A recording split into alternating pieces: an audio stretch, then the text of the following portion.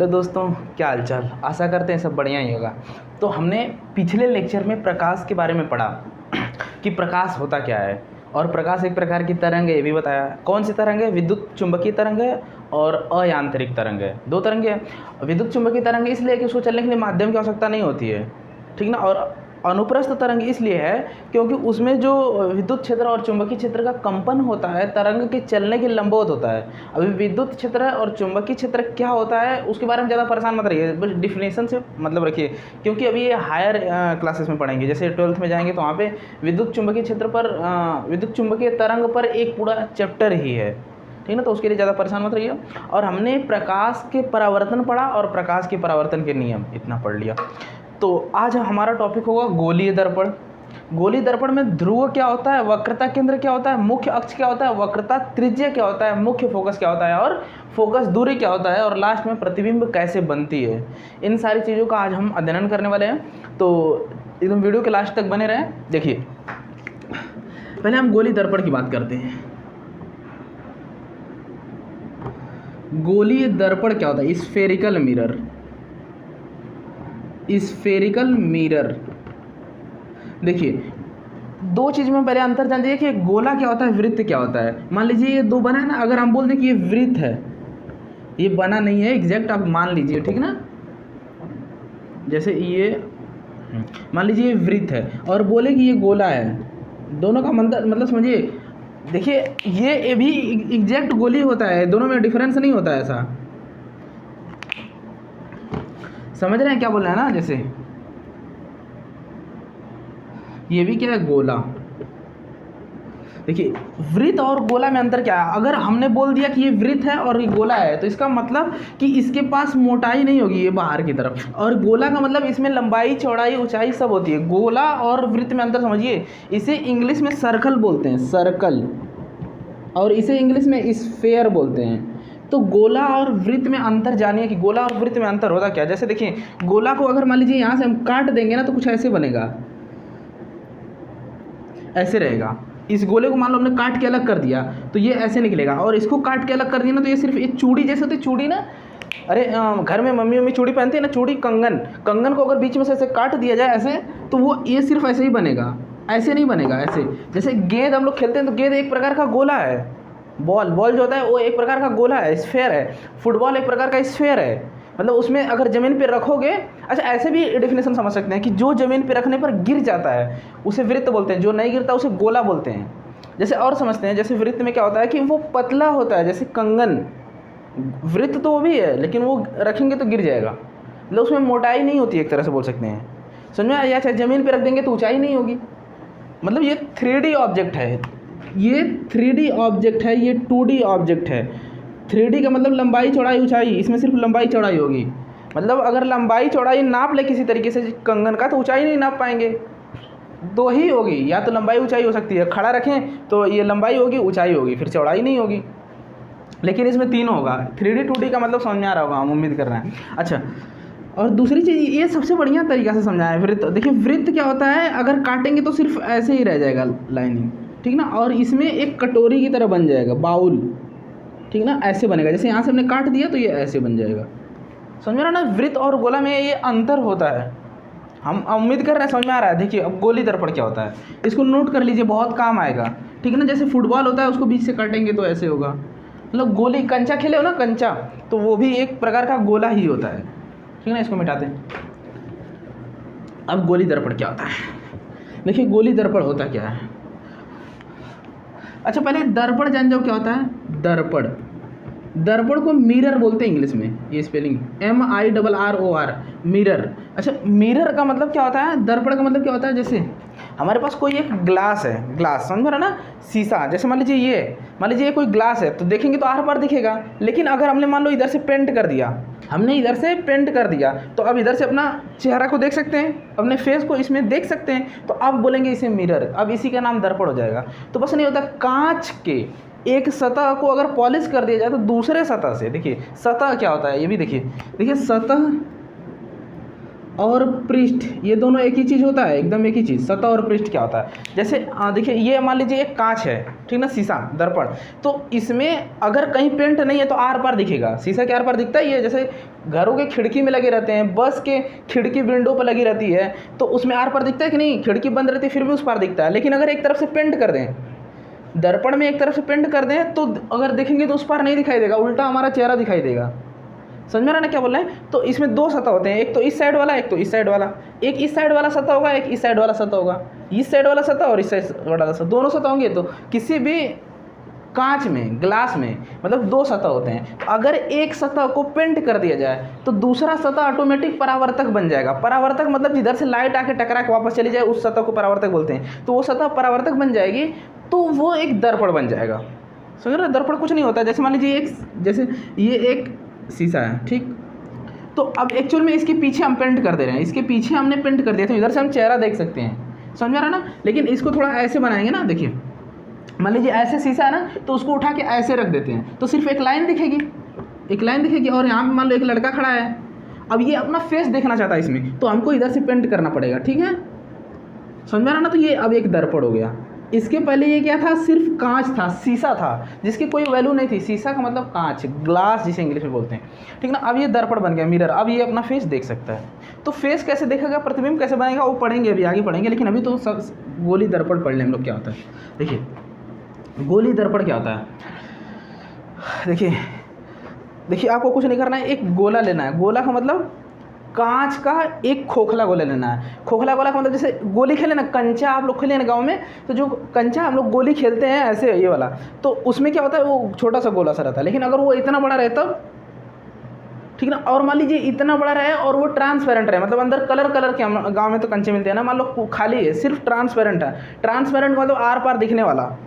समझ रहे ना, ट्रांसपेरेंट का मतलब आर पार दिखने वाला, जिसे पारदर्शी बोलते हैं। तो अगर मान लो इतना बड़ा गोला है, ठीक है, मतलब बोलिए, अब मान लीजिए अंदर का खाली हिस्सा है, जैसे गेंद होता है ना, गेंद, जैसे देखिए ये गेंद होता है, देखिए जैसे ये गेंद होता है ना, अगर मान लीजिए यहाँ से जब काट देते हैं तो कुछ ये ऐसे बनता है, ये ऐसे बनता है कि नहीं, अगर काट के निकाल देंगे गेंद को तो ऐसे ही बनता है ना। समझ में रहा ना क्या बोल रहे हैं। ये मतलब अगर यही, ध्यान सुनिए, अगर यही, देखिए अगर यही को हमने काट दिया, और ये मान लीजिए ग्लास का बनाया, किससे बनाया है, कांच का बनाया, ये कांच का बनाया, और हमने इसको यहाँ से काट दिया और काट के अलग कर दिया, तो ये कुछ ऐसे बन जाएगा। ये कुछ ऐसे रहेगा कि नहीं, बोलिए, ये अंदर का हिस्सा है, ये कुछ ऐसा बन जाएगा अगर इसको काट के अलग कर दिया जाए। अगर ये गोला है तब, ये कांच का गोला है और इसको जो हम काटेंगे तो ये ऐसा शेप लेगा, सिर्फ ऐसे ही नहीं रहेगा, ऐसे रहेगा। देखिए इसकी शेप कुछ कैसे बनेगी हम समझाते हैं। देखिए ये ऐसे काटा तो ये कुछ ऐसे शेप बन जाएगी, ऐसे, मतलब सामने से देखे तो ऐसा कुछ शेप बन जाएगा। आकार, शेप का मतलब आकार, कुछ ऐसी आकृति इसकी बन जाएगी। अब ध्यान सुनना, ये जो आकृति बनेगी, अभी तो ये शीशा का था और खोखला था, अंदर खाली था, तो ये अंदर से ये सब खाली रहेगा, ये सब खाली रहेगा, ठीक है। तो ये कुछ ऐसा शेप बन जाएगा। तो इसमें दो सतह होंगे, एक तो बाहर का सतह, एक तो अंदर का सतह।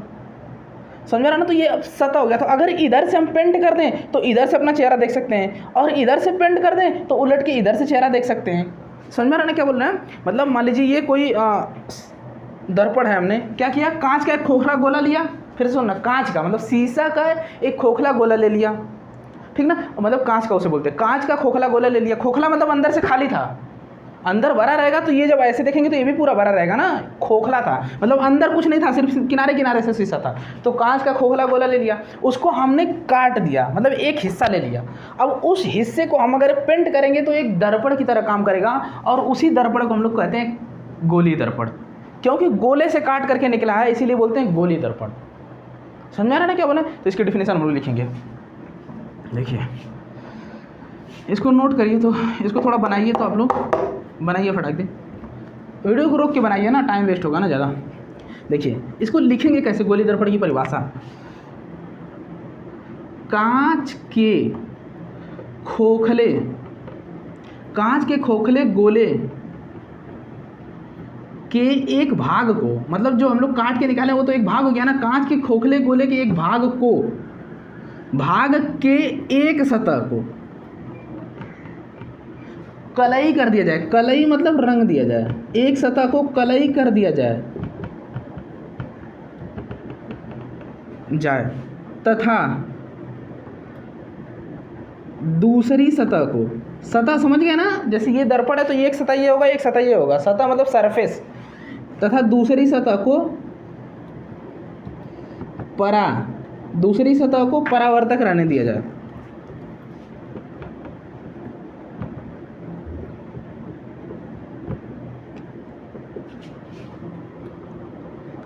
तो इस प्रकार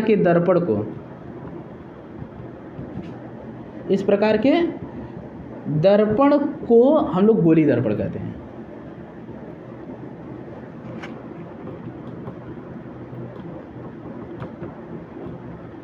इतनी छोटी सी परिभाषा है, बस समझने की बात है। देखिए क्या क्या हमने पहले तो एक कांच का खोखला गोला लिया, ठीक है, उसका एक भाग लिया, ठीक है, अब उसके एक सतह पर, ये सतह लिखा गया ना, एक सतह पर कलई कर दिया, मतलब जैसे देखिए कांच का एक पूरा गोला था, हमने उसका एक भाग ले लिया और उसके एक सतह पर पेंट कर दिया, दूसरे सतह को हमने परावर्तक रहने दिया। परावर्तक मतलब ताकि सूरज आए तो सूरज की किरणें आए तो टकरा के मतलब इधर उधर जाए, तो परावर्तक रहने दिया जाए। तो इस प्रकार के दर्पण को हमने गोली दर्पण कहते हैं।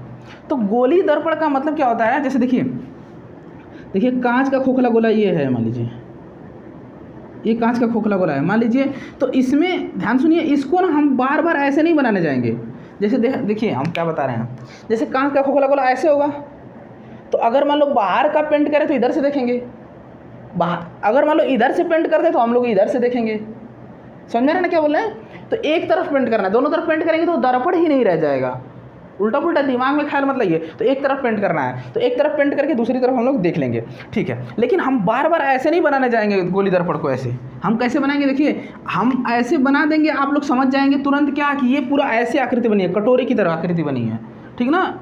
ये देखिए, तो देखिए इसमें दो सतह होंगे, क्या क्या, देखिए पहले ये इसको ऐसे ही रहने देते हैं, यही है क्या है, ये कांच का खोखला गोला है, नहीं ये कांच के खोखले गोले का एक भाग है, ठीक ना, कांच के खोखले गोले का भाग है। तो इसको हम लोग ऐसे बना सकते हैं, ऐसे बना सकते हैं। देखिए तो इसमें दो केस हो सकती है, या तो हम बाहर का पेंट कर दें तो इधर से अपना फेस देखेंगे, ठीक ना, अगर अंदर से पेंट कर दें तो इधर से अपना फेस देखेंगे, दोनों तरीके से देख सकते हैं। तो जब अंदर से देखेंगे तो इसे अवतल दर्पण बोलेंगे, और जब बाहर से देखेंगे तो उत्तल दर्पण बोलेंगे, ठीक है। क्या बोले, उत्तल दर्पण। देखिए दर्पण दो प्रकार, गोली दर्पण दो प्रकार का होता है, अवतल दर्पण, उत्तल दर्पण। इसमें अगर ध्यान सुनिए फिर से, मान लीजिए ये हमारा गोली दर्पण है, ये हमारा गोली दर्पण है, हमने इधर से पेंट कर दिया और इधर से देख रहे हैं, हमने इधर से पेंट कर दिया जिधर पीछे हाथ लगाए हैं और इधर से तब चेहरा दिखेगा, तो इसे बोलेंगे अवतल दर्पण। जब अंदर चेहरा देखेंगे तो अवतल दर्पण। लेकिन देखो अब इसने अंदर से पेंट कर दिया, इधर से चेहरा देख रहे हैं, तो इसको क्या बोलेंगे, उत्तल दर्पण, ठीक ना। इसे इंग्लिश में कहते हैं कॉनकेव मिरर। इसे क्या बोलते हैं इंग्लिश में, कॉनकेव, CONCAVE, कॉनकेव मिरर। इसे बोलते हैं कॉन्वेक्स मिरर, ठीक है। तो ये बात है। देखिए ये जो है ना, ये हमने बताया कि इधर लड़का खड़ा है जो देखेगा इसको, ये यहाँ पे लड़का इसको देख रहा है, मतलब इस सतह को देख रहा है, तो इमेज दिख रहा है, ठीक ना। इसको नोट करिए, नोट करिए फटाक दे, टाइम वेस्ट नहीं। वीडियो को रोको और नोट करो, ठीक ना। वीडियो को रोक लिए, देखो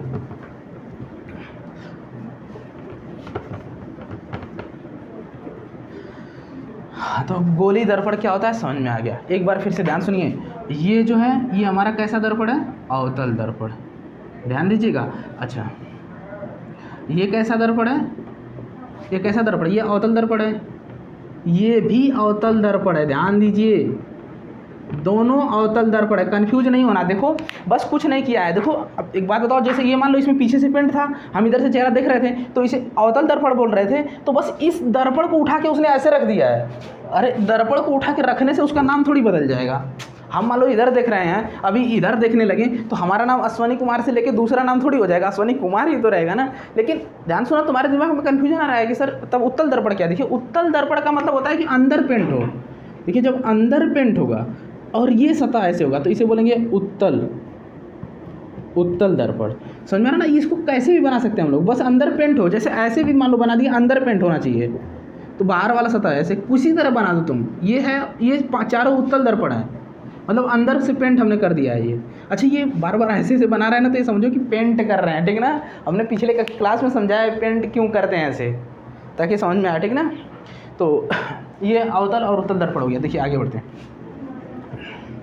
दूसरी चीज़, अब हम लोग ध्रुव किसे कहते हैं। देखिए कितने, देखिए पहली चीज़ तो ध्रुव क्या होता है, इसे पोल बोलते हैं इंग्लिश में, पोल। ध्रुव क्या होता है, तो दर्पण के मध्य बिंदु को, दर्पण के मध्य बिंदु को ध्रुव कहते हैं। दर्पण के मध्य बिंदु को ध्रुव कहते हैं, ठीक ना। जैसे समझाएंगे, इधर देखिए हम समझा दे रहे हैं, एक बार फिर से समझा दे रहे हैं, लिख दे रहे हैं, फिर लिखेंगे बाद में ना। चलिए तो लिख दिए। मान लीजिए ये हमारा क्या है, ये कौन सा दर्पण है,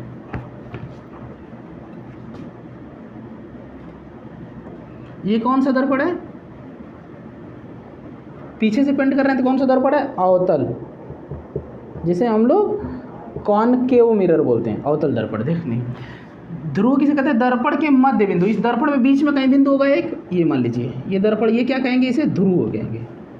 ये रहा हमारा ध्रुव, इसे इंग्लिश में क्या बोलते हैं, पोल। दूसरी चीज, वक्रता केंद्र क्या होता है। अब क्या, वक्रता केंद्र, वक्रता केंद्र किसे कहते हैं, ध्यान सुनिए। ये जो, ये देखिए पहली चीज़ तो देखिए एक लाइन नहीं होती, ये पूरा एक कटोरी की तरह होती है। हम पहले भी समझा चुके हैं, कटोरी की तरह होती है, लेकिन हम बस लाइन बना देते हैं। देखिए ये क्या होगा, एक कांच के खोखले गोले का भाग होगा। मान लीजिए एक गोला से ही तो बना होगा ये देखिए एक गोले से बना है कि नहीं। अरे ये पहले भी बता चुके हैं कि गोली दर्पण किसे कहते हैं, वो कांच के खोखले गोले से काट के निकाला जाता है, और हर गोले का अपना केंद्र होता है। तो इसका भी एक केंद्र होगा बीच में कहीं, यहीं पर होगा कि नहीं केंद्र। तो इसी केंद्र को हम लोग क्या कहते हैं, वक्रता केंद्र कहते हैं। इसी केंद्र को हम लोग क्या कहते हैं, वक्रता केंद्र कहते हैं। देखिए वक्रता केंद्र किसे कहते हैं, वक्रता केंद्र किसे कहते हैं, कांच, ध्यान सुनना, गोलीय दर्पण, गोलीय दर्पण कांच के जिस खोखले गोले से बना होता है उसके केंद्र को वक्रता केंद्र कहते हैं। इसे सी से दिखाते हैं, सी से प्रदर्शित करते हैं। ये क्या हो गया, वक्रता केंद्र, ठीक है। ये हो गया वक्रता केंद्र। अब ध्यान सुनिए, मुख्य अक्ष क्या होता है, वक्रता केंद्र बोलते हैं centre of curvature, centre of curvature बोलते हैं इसको, सेंटर ऑफ कर्वेचर, CENTREOFCURVATURE। देखिए सेंटर ऑफ कर्वेचर कहते हैं। मुख्य अक्ष क्या कहते हैं, अक्ष का मतलब एक रेखा होती है, अक्ष का मतलब एक रेखा, मुख्य का मतलब मेन रेखा क्या है, मेन लाइन क्या है, उसी को मुख्य अक्ष कहते हैं, ठीक ना। तो परिभाषा कैसे देखें, देखिए वक्रता केंद्र और ध्रुव को मिलाने वाली जो रेखा है ना, उसे ही मुख्य अक्ष कहते हैं।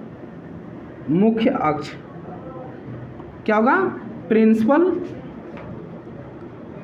Principal axis. अक्ष का मतलब रेखा होता है, अक्ष का मतलब रेखा होता है, और मुख्य का मतलब मेन रेखा। मेन रेखा क्या है, मेन लाइन क्या है, तो ध्रुव और वक्रता केंद्र को मिलाने वाली रेखा को मुख्य अक्ष कहते हैं, ठीक है। उसके बाद वक्रता त्रिज्या क्या होता है, देखिए वक्रता केंद्र और मुख्य फोकस के बीच की दूरी को वक्रता त्रिज्या कहते हैं। ये जो दूरी है, मतलब आर क्या है यहाँ पे, वक्रता त्रिज्या है। अब ध्यान सुनिए, इतना हो गया।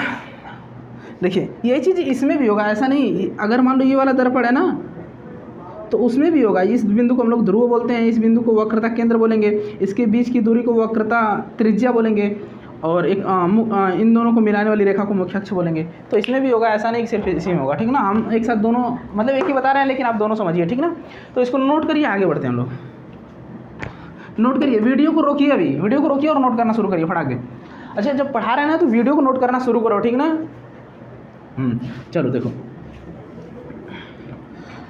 एक चीज़ अभी हमने मुख्य फोकस नहीं बताया, फोकस दूरी नहीं बताया, क्योंकि उसको बताएंगे अभी। देखो वक्रता केंद्र क्या होता है, देखो इसको क्या लिखेंगे, कांच के, अच्छा इसको डिफिनेशन लिखें क्या, तुमने सुना नहीं, देखो बस देखो हम फिर से बोल दे रहे हैं, वक्रता केंद्र किसे कह रहे हैं, सुनो और लिख लो। वक्रता केंद्र, देखो गोलीय दर्पण कांच के जिस खोखले गोले का भाग होता है उसके केंद्र को वक्रता केंद्र कहते हैं। गोलीय दर्पण जिस कांच के खोखले गोले का भाग होता है उसके केंद्र को वक्रता केंद्र कहते हैं। दूसरी चीज़ कि वक्रता केंद्र हो गया, मुख्य अक्ष किसे कहते हैं, ध्रुव ध्रुव और वक्रता केंद्र को मिलाने वाली रेखा को ही हम लोग क्या कहते हैं, मुख्य अक्ष कहते हैं।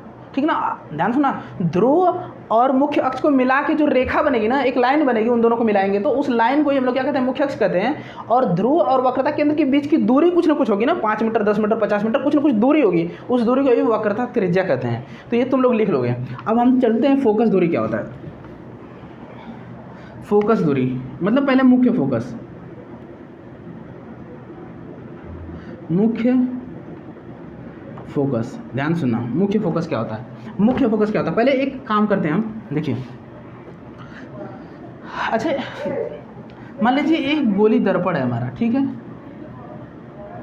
एक गोली दर्पण है, समझ में आ गया ना। देखिए ये मान लीजिए हमारा मुख्य अक्ष है, ठीक है ना, मुख्य अक्ष है तो ये ध्रुव होगा, ये वक्रता केंद्र होगा, ठीक है। अच्छा मान लीजिए कोई भी ऐसे किरण जा रही है तो ये तो पक्का टकरा के वापस आएगी।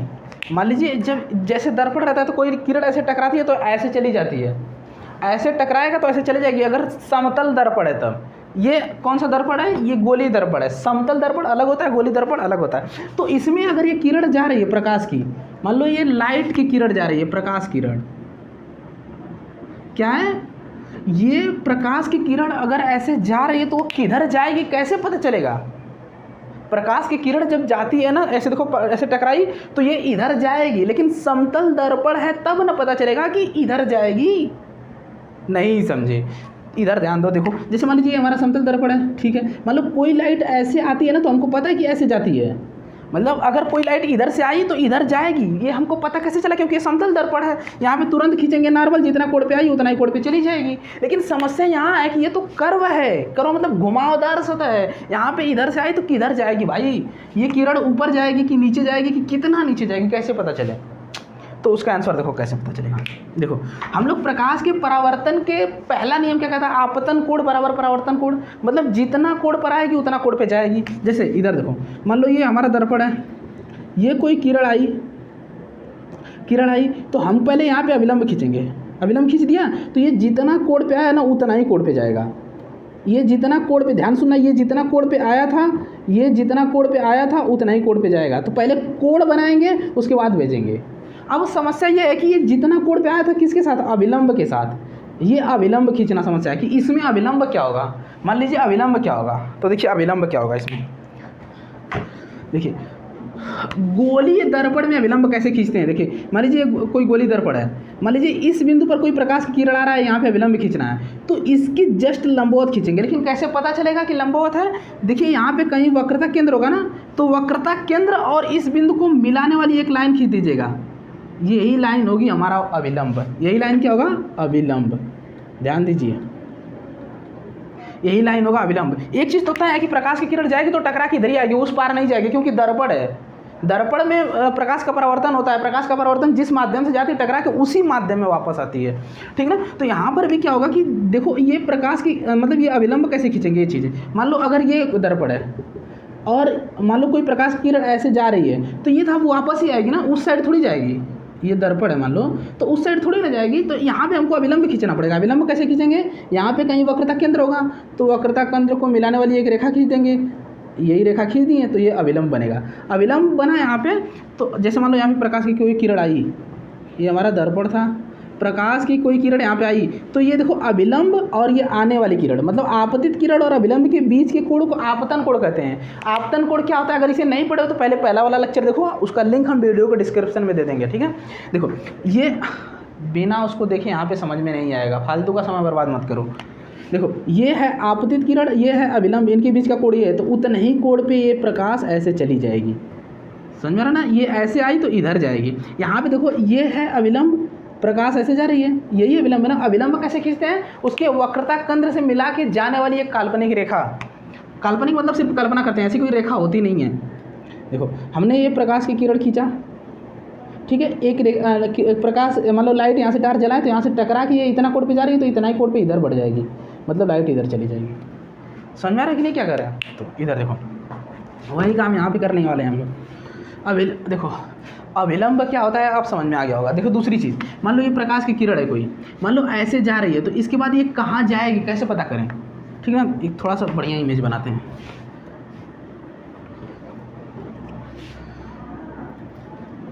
ठीक है, अब शायद अच्छा लग रहा होगा। मान लो ना ये हमारा मुख्य अक्ष है, ये वक्रता केंद्र है, ये ध्रुव है। ये क्या है, वक्रता केंद्र को C से, ध्रुव को P से दिखाते हैं, पोल, ठीक ना। मान लो ये सारी किरणें ऐसे जा रही हैं, प्रकाश की किरण है ये। मान लो हमने यहाँ से टार्च जलाया है बहुत बड़ा और सारे ढेर सारी किरणें ऐसे जा रही हैं, ठीक ना। और ये तब सारी किरणें कहाँ से जाएंगी, देखो मान लो ये एक किरण जा रही है तो कैसे जाएगी, तो पहले एक यहाँ पे हम लोग क्या खींचेंगे, यहाँ पे एक अविलंब खींचेंगे। अविलंब इस रेखा से होके जानी चाहिए। यहाँ पे अविलंब खींचेंगे तो कैसे, ये रहा हमारा अविलंब, ठीक ना। और यहाँ पे अविलंब कैसे खींचेंगे, ये रहा हमारा अविलंब। यहाँ पे अविलंब कैसे खींचेंगे, ये रहा अविलंब। तो ये हमने अविलंब क्यों खींचा, अविलंब इसलिए खींचा कि जितना कोण पर प्रकाश आएगी, ध्यान सुनना, ये इतने कोण पे अगर प्रकाश आ रही है तो इतने ही कोण पे ऐसे जाएगी। देखो ये सही जगह अविलंब हमने नहीं खींचा था, अविलंब ये यहाँ पे होगा, ठीक ना। ये देखो देखो इधर दिख रहा होगा, जितना कोण पे प्रकाश आ रही है उतना ही कोण पे जा रही है। तो यहाँ पर भी ये देखो इतना छोटा से कोण पे आई है, तो यहाँ पे छोटा से कोण पे जाएगी ऐसे, ठीक ना। अब देखो यहाँ पे इतना कोण पे आई तो इतना ही कोण पे जाएगी, ठीक ना। ये देखो जाने वाली प्रकाश की किरण है, ये जाने वाली प्रकाश की किरण, ये जाने वाली प्रकाश की किरण। यहाँ पे ज़्यादा कोण पे आई है तो ज़्यादा कोण पे जाएगी, देखो ऐसे। अच्छा कुछ हुआ, क्या हुआ समझ में आ रहा है। देखो जब प्रकाश की किरण ये ऐसे जा रही थी ना तो वो ऐसे गई, ये नीचे वाली प्रकाश की किरण ऐसे गई तो ऐसे गई। मतलब ध्यान सुनना, एक्चुअल में हो क्या रहा है, सारी लाइटें ऐसे करके गई, टकराई और फिर यहाँ से ये ऐसे बटोर के फिर फैली, ऐसे बटोर के फिर फैली। मतलब यहाँ पे एकत्रित हुई, यहाँ पे क्या हुई, एकत्रित हुई। यहाँ पे सारी किरणें मिल रही हैं, इस पॉइंट पे सारी किरणें मिल रही हैं, समझ रहा है ना। अब ध्यान सुनना, यहाँ पे हो क्या रहा है, ध्यान सुना। मुख्य अक्ष के समांतर चलने वाली जितनी प्रकाश की किरणें हैं, परावर्तन के बाद, परावर्तन क्या होता है समझ में आ रहा है, परावर्तन के बाद मतलब टकरा के वापस आना, टकरा के वापस आना, ये क्या है, परावर्तन। तो मतलब जितनी भी प्रकाश की किरणें मुख्य अक्ष के समांतर चल रही हैं, समांतर क्या होता है, जैसे मान लीजिए ये कोई लाइन है तो इसके समांतर ये सब हैं, ठीक ना। ये सब क्या है, समांतर हैं, जितनी भी लाइन खींचो ये सब समांतर हैं, समांतर लाइन है, समझा ना। तो अब देखो जो मुख्य अक्ष है ये रेखा है, मुख्य अक्ष क्या है, ये रेखा है। मुख्य अक्ष के समांतर चलने वाली प्रकाश की किरणें परावर्तन के बाद मुख्य अक्ष के किसी बिंदु पर मिलती हैं, और जिस बिंदु पर मिलती हैं उस बिंदु को ही हम लोग मुख्य फोकस कहते हैं। मतलब इसे F से दिखाते हैं, और F क्या है, मुख्य फोकस। अब मुख्य फोकस की परिभाषा सुनो, फिर लिखना, पहले सुनो। देखो ये तो अवतल दर्पण है, उत्तल दर्पण में भी बताएंगे। देखो पहले सुनो, किसी भी गोली दर्पण में मुख्य अक्ष के समांतर चलने वाली प्रकाश किरण, किसके, मुख्य अक्ष के समांतर चलने वाली प्रकाश की किरण, देखो मुख्य अक्ष, देखो किसी भी गोली दर्पण में मुख्य अक्ष के समांतर चलने वाली प्रकाश की किरणें परावर्तन के बाद मुख्य अक्ष पर जिस बिंदु पर मिलती हैं उस बिंदु को ही क्या कहते हैं, गोली दर्पण कहते हैं, सॉरी उस बिंदु को ही क्या कहते हैं, मुख्य फोकस कहते हैं, ठीक ना। उस बिंदु को गोली दर्पण नहीं कहते हैं, क्या कहते हैं, मुख्य फोकस कहते हैं, याद रखना। मुख्य अक्ष के समांतर चलने वाली प्रकाश की किरणें परावर्तन हो गया, उसके बाद कहाँ जाएंगी, मुख्य फोकस पे, मुख्य अक्ष से होके जाएंगे, और उसी को कहते हैं मुख्य फोकस। लिखोगे कैसे, सुनो फिर से। मुख्य अक्ष के समांतर चलने वाली प्रकाश की किरणें परावर्तन के बाद मुख्य अक्ष को जिस बिंदु पे काट रही हैं उस बिंदु को मुख्य फोकस कहते हैं। हाँ ठीक, इसको नोट करो, इसको नोट करो। दूसरी बात हो गया, इसे बनाओ, बहुत बढ़िया से बनाना, एकदम इंचिल और पेंसिल और रबर लेके एकदम बढ़िया से, पेन से भी बना सकते हो। हाँ ठीक, देखो इधर देखो, एक बात बताते हैं, वीडियो को रोकना था, अभी नहीं रोके थे तो पीछे करो और रोको। इधर देखो, दूसरी चीज़ अवतल दर्पण में बात करते हैं। अरे अवतल, वो अवतल था, ये उत्तल दर्पण है, हमने लिखना भूल गया, ये उत्तल दर्पण है, पीछे लिख लो अवतल दर्पण। देखो इसमें मुख्य अक्ष के समांतर चल रही है प्रकाश की किरणें, चल रही है कि नहीं, ये मुख्य अक्ष है, इसका वक्रता केंद्र इधर होगा, यहाँ पे पोल होगा, मतलब ध्रुव है। अब ध्यान सुनना, तो ये लाइट यहाँ से टकरा के किधर जाएगी, ये अंदर नहीं पेंट है, उसी साइड पेंट है, इस साइड पेंट है। देखिए यहाँ पे पहले तो बनाएंगे हम लोग अविलंब। अविलंब कैसे बनाएंगे, ये ऐसे, ऐसे ना, अविलंब बन गया। यहाँ पे अविलंब कुछ ऐसे बनेगा, यहाँ पे अविलंब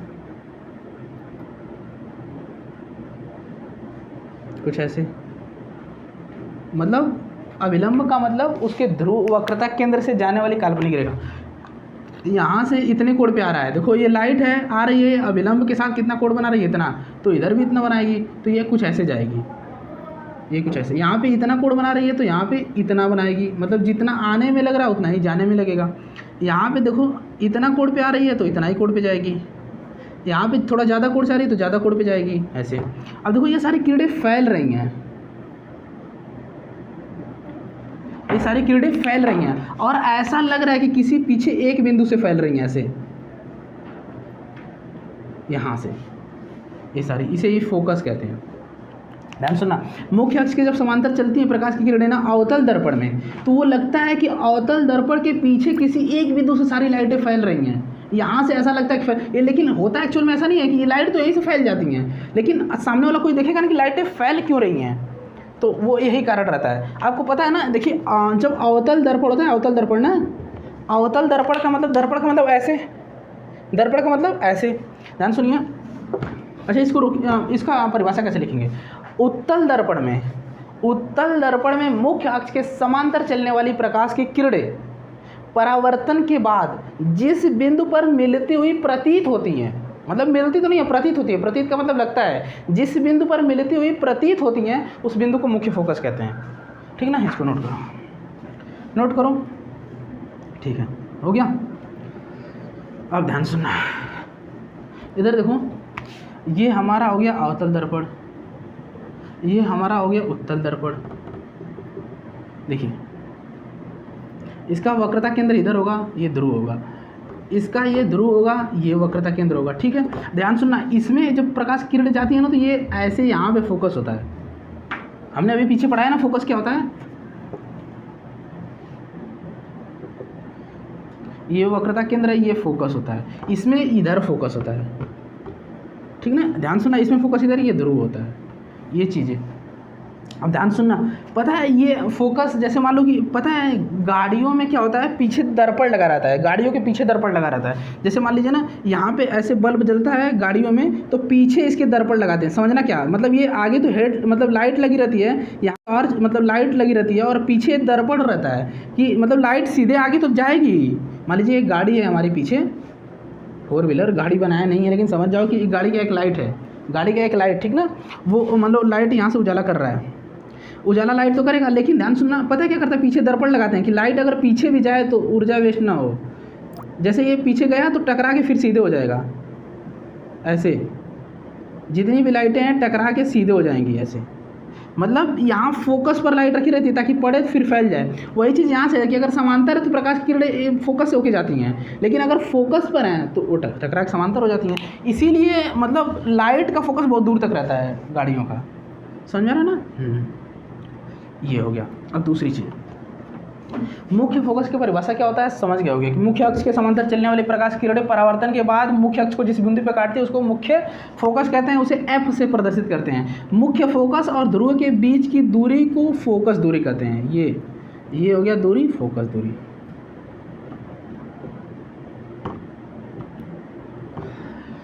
ठीक है, तो फोकस दूरी हो गया, इसमें भी मुख्य फोकस, इसको मुख्य फोकस बोलेंगे।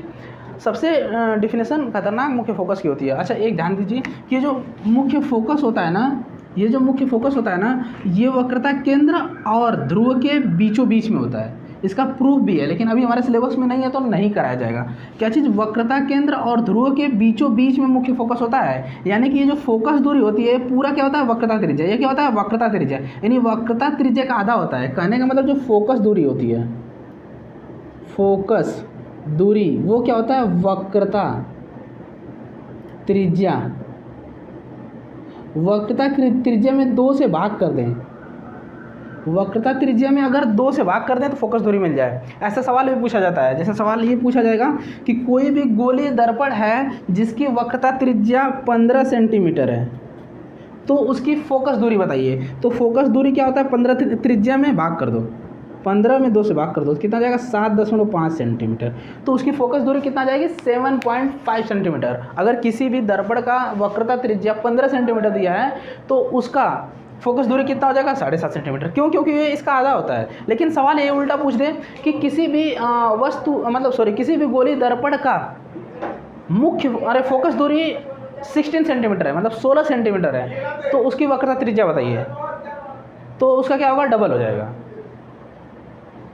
ठीक है, तो आज के लिए रहने देते हैं, इसको नोट कर लीजिए, वीडियो को रोकिए और नोट करिए। हाँ ठीक है, तो देखिए पढ़ते रहिए, और जो थोड़ा सा ना इस वीडियो को मतलब दोस्तों में अपने बढ़ाते रहिए, शेयर करते रहिए, ठीक ना। ठीक है, धन्यवाद, और खूब पढ़िए, खूब मेहनत करिए।